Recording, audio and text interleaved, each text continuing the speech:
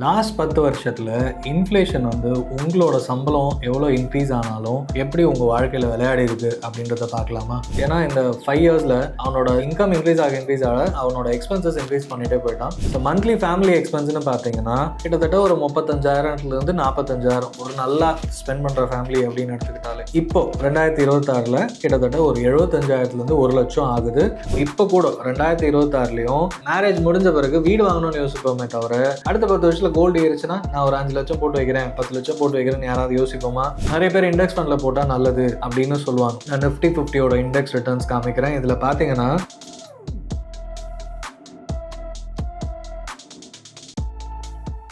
Last 10 வருஷத்தில் inflation வந்து உங்களோட சம்பளம் எவ்வளோ இன்க்ரீஸ் ஆனாலும் எப்படி உங்கள் வாழ்க்கையில் விளையாடி இருக்கு அப்படின்றத பார்க்கலாமா? ஸோ 2016 வெஸ் 2026 ஏன்னா நம்ம 10 வருஷமாக சம்பளம் இன்க்ரீஸ் ஆகிருக்கும். பட் ஆனால் சம்பளம் 10லன்னு தான் சொல்லுவோம். இது வந்து நான் எப்போவுமே வந்து என் ஃப்ரெண்டோட ஸ்டோரியிலேருந்து தான் இதை ஷேர் பண்ணுவேன். இது மாதிரி டீட்டெயிலாக இந்த வீடியோவில் எக்ஸ்பென்சஸ் எவ்வளோ இன்க்ரீஸ் ஆகிருக்கு, சம்பளம் எவ்வளோ இன்க்ரீஸ் ஆகிருக்கு, டிக்கெட் காஸ்ட் இன்க்ரீஸ் ஆகிருக்கு, பட் உங்களோட இன்வெஸ்ட்மெண்ட் ஆங்கிள் எப்படி யோசிச்சிருக்கீங்க அப்படின்றத இந்த வீடியோவில் பார்ப்போம். நான் கணேசன் திரு, உங்கள் மியூச்சுவல் ஃபண்ட் டிஸ்ட்ரிபியூட்டர். ஸோ நான் என்னோட கெரியர் ஸ்டார்ட் பண்ணும்போது என்னோட முதல் மாதம் சம்பளம் 6,000 ரூபாய். ஸோ ஃபர்ஸ்ட் இயரில் பார்த்தீங்கன்னா கிட்டத்தட்ட ஒரு 10,000 ரூபாய் வந்துச்சு. செகண்ட் இயரில் ஒரு 15,000 கொஞ்சம் கொஞ்சமாக இன்க்ரீஸ் ஆகுது. ஸோ ஒரு 3 வருஷம் கழிச்சு திரும்பி பார்த்தோம்னா கிட்டத்தட்ட ஒரு 25,000 பக்கம் வந்திருக்கும். அப்போ என் ஃப்ரெண்டு கிட்ட கேட்கும்போது ஆரம்பத்துலேயும் 10லன்னு சொன்னான். 3 வருஷம் கழிச்சும் 10ல. இன்னொரு 2 இயர்ஸ் போச்சு. இன்னும் நல்ல பெரிய கம்பெனி, நல்ல சேலரி, ஒன்னா டிராவல் பண்ணுறோம். சம்பளம் இன்க்ரீஸ் ஆனது 2 பேருக்குமே கிட்டத்தட்ட ஒரே மாதிரி சம்பளம். பட் ஆனால் அப்பயும் 10ல. ஏன்னா இந்த 5 இயர்ஸ்ல அவனோட இன்கம் இன்க்ரீஸ் ஆக அவனோட எக்ஸ்பென்சஸ் இன்க்ரீஸ் பண்ணிட்டே போயிட்டான். காஸ்ட்லியான ஃபோனு அந்த டைம்ல, அதே மாதிரி நல்ல பைக்கு, ஸோ எல்லாமே வந்து கொஞ்சம் அதிகப்படியான இஎம்ஐ ஸ்பெண்டிங் இனிஷியல் ஸ்டார்டிங் ஸ்டேஜ்லேயே ஆரம்பிச்சதுனால சேவிங்ஸ் என்ற ஹேபிட் இல்லாமல் போயிடுச்சு. ஸோ சம்பளம் எவ்வளோ இன்க்ரீஸ் ஆனாலும் 10ல. ஸோ இந்த ஸ்டோரி வந்து நான் எப்பயாவது கிளாஸ் எடுக்கும் போது சொல்லுவோம். ஸோ எங்கேயாவது கார்பரேட் கம்பெனிஸ் போகும்போது இன்கம் இன்க்ரீஸ் ஆகும்போது எக்ஸ்பென்சஸும் இன்க்ரீஸ் ஆகும். நீங்க தான் வந்து சேவிங்ஸ் மேனேஜ் பண்ணணும்னு சொல்லுவோம். ஸோ இது வந்து ப்ராக்டிக்கலாக எக்ஸாம்பிளோட இந்த வீடியோவில் பார்ப்போம். ஸோ 2016 நம்ம ஒவ்வொருத்தரோட இன்கம் எப்படி இருந்தது, ஒவ்வொருத்தரோட எக்ஸ்பென்சஸ் எப்படி இருந்தது அப்படின்றத ஆவரேஜா நம்ம வந்து சர்ச் பண்ணி வச்சிருக்கோம். ஸோ சேவிங்ஸ் அக்கௌண்ட் இன்ட்ரெஸ்ட் ரேட்டே பார்த்தீங்கன்னா 4% to 6% இருந்தது. பட் இப்போ வந்து 2.5%லேருந்து 3% குறைஞ்சிருச்சு. நேஷனலைஸ் பேங்க்ஸ்லாம் வந்து 2.5% தான் இப்போ தராங்க சேவிங்ஸ் அக்கௌண்டோட interest rate. So monthly family எக்ஸ்பென்ஸ்னு பார்த்தீங்கன்னா கிட்டத்தட்ட ஒரு 35,000 45,000 ஒரு நல்லா ஸ்பெண்ட் பண்ற ஃபேமிலி அப்படின்னு எடுத்துக்கிட்டாலே இப்போ 2026 கிட்டத்தட்ட ஒரு 75,000 1 லட்சம் ஆகுது. ஒரு அதே கைண்ட் ஆஃப் ஃபேமிலி அவங்களோட இன்ஃப்ளேஷனால அதிகரிச்சிருக்கு அப்படின்னு பார்க்குறோம். அதே மாதிரி வீக்கெண்ட் மூவி ப்ளஸ் டின்னர் இது வந்து இப்போ ரொம்பவே சாதாரணமாயிருச்சு. எல்லாருமே போகணும் ஆசைப்படுறாங்க, போயிட்டு இருக்காங்க. 10 வருஷத்துக்கு முன்னாடி ஒரு 1,200 ரூபாயிலிருந்து 2,000 ரூபாய் இருந்தால் மூவி போயிட்டு டின்னர் போயிட்டு வீக்கெண்டை என்ஜாய் பண்ண முடியும். இப்போ 4,000 ரூபாயிலிருந்து 7,000 ரூபாய் ஆகுது. ஸோ ஒரு மாசத்துக்கு ஒரு வீக்கெண்ட் இந்த மாதிரி ஸ்பெண்ட் பண்ணாலே அந்த மாசத்துக்கான பணம் காலி ஆகிற மாதிரி தான் எல்லா ஃபேமிலியும் நிறைய பேர் இருக்காங்க அப்படின்றது தான் உண்மை. ஸ்கூல் ஃபீஸும் பார்த்தீங்கன்னா 60,000 1 லட்சம் ரூபாய் இருந்தது.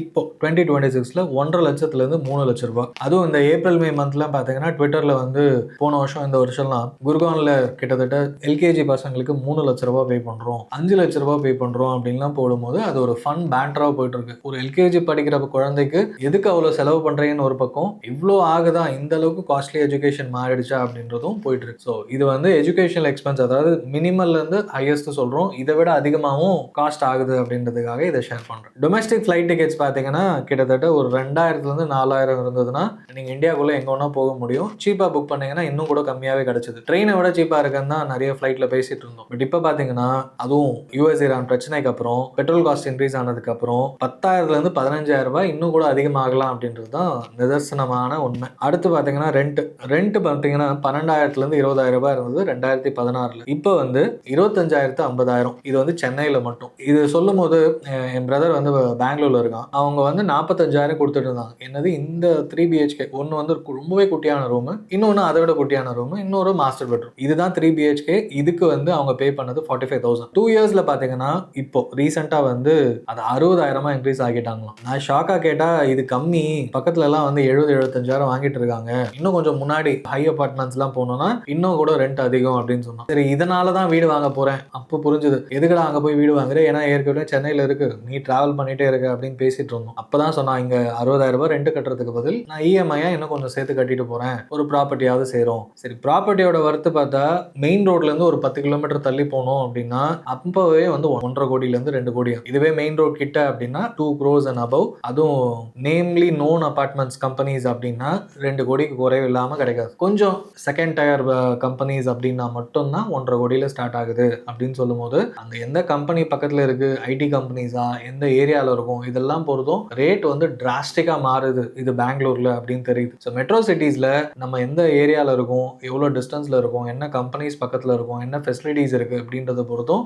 ரெண்ட் வந்து ஸ்கொயர் ஃபீட் ரேட்டா இருக்கட்டும், ரெண்டல் ரேட்ஸா இருக்கட்டும் ரொம்பவே மாறுது அப்படின்றது தான் உண்மை. இப்போ வந்து ஒரு சந்தோஷமான விஷயம், பட் ஆனால் நிறைய பேர் மிஸ் பண்ணிருப்பீங்க. 2016 வந்து 10 கிராம்ஸ் கோல்டோட விலை வந்து 28,000. இப்போ வந்து அது 1,60,000 ரூபாய். ஸோ கனெக்ட் பண்ணி பார்த்தோம்னா கோல்டோட விலை பார்த்தீங்கன்னா 2014 28,000 ரூபாய் இருந்தது. இப்போ அதோட விலை வந்து 1,20,000 ரூபாய் ஆவரேஜா சொல்றேன். அப்போ இதுவே வந்து உங்களுக்கு 15% அண்ட் அபவ். பட் எத்தனை பேர் வந்து கோல்டு 10 வருஷத்துல இவ்வளவு ஏறும்னு சொல்லி பிக்கர் இன்வெஸ்ட்மெண்டா பண்ணிருப்போம், அதாவது லட்சக்கணக்கில் முதலீடு பண்ணிருப்போம். பட் இதுவே ஒரு 10 லட்சம் 15 லட்சம் இல்ல 5 லட்சம் இருந்தாலும் 2014 ஒரு ரியல் எஸ்டேட் இடத்த இவ்வளவு தூரத்துல வாங்குவோம், அது ஏறும், நமக்குன்னு ஒரு இடம் வேணும்னு யோசிச்சிருப்போம். ஏன்னா கல்யாணத்துக்கு அப்புறம் தான் ஒன்னொன்னா யோசிப்போம், இடம் வாங்கணும், வீடு வாங்கணும் அப்படின்னு. அப்போ வந்து இந்த மாதிரி முதலீடு பண்ணிருப்போம். ஆனா இன்வெஸ்ட்மெண்ட் ஆங்கிள் எனக்கு கோல்ட்ல போட்டா இவ்வளவு ஏறும் அப்படின்னு யோசிச்சிருப்போமா? இப்போ கூட 2026லயும் மேரேஜ் முடிஞ்ச பிறகு வீடு வாங்கணும்னு யோசிப்போமே தவிர அடுத்த 10 வருஷத்துல கோல்டு ஏறிச்சுன்னா நான் ஒரு 5 லட்சம் போட்டு வைக்கிறேன், 10 லட்சம் போட்டு வைக்கிறேன்னு யாராவது யோசிப்போமா? இதுதான் வந்து பிக்கர் கொஸ்டின் நம்ம கேட்க வேண்டியது. சரி, எதுக்கு இதெல்லாம் சொல்றேன் அப்படின்னு பாத்தீங்கன்னா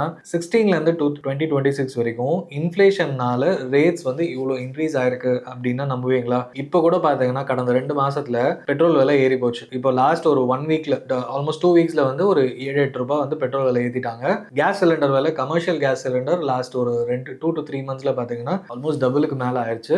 வீட்டு சிலிண்டர் விலை கிட்டத்தட்ட 930 அந்த ரேஞ்சில தான் இருக்கு. அது வந்து இன்னும் கூட இன்க்ரீஸ் ஆகும் அப்படின்றது தான் எல்லாருமே சொல்லிட்டு இருக்காங்க. ஸோ பாயிண்ட் என்னன்னா, கமர்ஷியல் கேஸ் சிலிண்டர் ஏறும் போது ஹோட்டலோட ரேட்ஸ்லாம் இன்க்ரீஸ் ஆக ஆரம்பிச்சது. அதனால டீ வேலையில இருந்து ஒரு நார்மலா கடைக்கு போய் ஹோட்டல்ல சாப்பிட்றவங்கள அந்த தோசை, இட்லி இந்த மாதிரி நார்மல் ஃபுட்டோட ரேட்ஸே வந்து பல மடங்கு இன்க்ரீஸ் ஆயிடுச்சு. இதனால பாதிக்கப்பட போறது நார்மல் ரீட்டைல் மக்களான நாம தான். ஸோ இது வந்து ஃபர்ஸ்ட் பாதிப்பு. இது இல்லாம க்ரூட் ஆயில் பிரைஸ் இன்க்ரீஸ் ஆனதுனால இதோட பை ப்ராடக்ட்ஸ் தான் பாம் ஆயில்ல இருந்து எக்கச்சக்க ப்ராடக்ட்ஸ், பெயிண்ட்ல இருந்து எஃப்எம்சிஜி ரா மெட்டீரியல்ஸ்ல இருந்து எல்லாத்துலயுமே யூஸ் பண்றாங்க. க்ரூடுன்ற ரா மெட்டீரியல் வந்து ரொம்பவே ஒரு முக்கியமான விஷயம். இதனால எஃப்எம்சிஜி ப்ராடக்ட்ஸ் கணக்கு தெரியாம விலை ஏறி போச்சு. எல்லாமே வந்து கொஞ்சம் கொஞ்சமா இன்க்ரீஸ் ஆகுது. இன்னொன்னு, ஒரு இடத்துல இருந்து இன்னொரு இடத்துக்கு கூட்ஸ் டிரான்ஸ்போர்ட் பண்றோம். ஸோ பெட்ரோல் இன்க்ரீஸ் ஆனதுனால, டீசல் இன்க்ரீஸ் ஆனதுனால, சிஎன்ஜி பிரைஸ் இன்க்ரீஸ் ஆனதுனால காய்கறி விலையில இருந்து எல்லாமே இன்க்ரீஸ் ஆகுது. ஸோ இது எல்லாமே மறைமுகமா ஆட் ஆகி ஒரு கஸ்டமருக்கு ஒரு நம்ம வந்து ஒரு எண்ட் யூசர், நம்ம தான் எண்ட் யூசர், நமக்கு வந்து சேரும் போது அது எல்லாமே நமக்கு வந்து பாதிக்குது. அங்க 2 பேர் சண்டை போட்டுக்கிட்டாங்க அப்படின்றதுனால நமக்கு வந்து பெட்ரோல் விலை ஏறுது, நமக்கு வந்து இவ்வளவு பாதிப்பு இருக்குன்றது தான் உண்மை. ஸோ இன்ஃபிளேஷனை மிஸ் பண்ணாம உங்களோட கால்குலேஷன் வச்சுக்கோங்க. அப்பதான் வந்து ரிட்டர்ன்ஸ் வந்து ப்ராப்பரா உங்களால யோசிக்க முடியும். சரி, இதெல்லாம் பார்த்துட்டு நான் எல்லாருமே என்ன சொல்லுவாங்க, சரி கோல்டை பத்தி பேசணும், ரிட்டர்ன்ஸ் பார்த்துட்டோம், இன்ஃபிளேஷன் எப்படி பாதிக்குதுன்னு பார்த்துட்டோம். நீங்க முதலீடு பண்ற பணம் இன்ஃபிளேஷனை பீட் பண்ணி உங்களுக்கு ரிட்டர்ன்ஸ் கொடுக்குமா?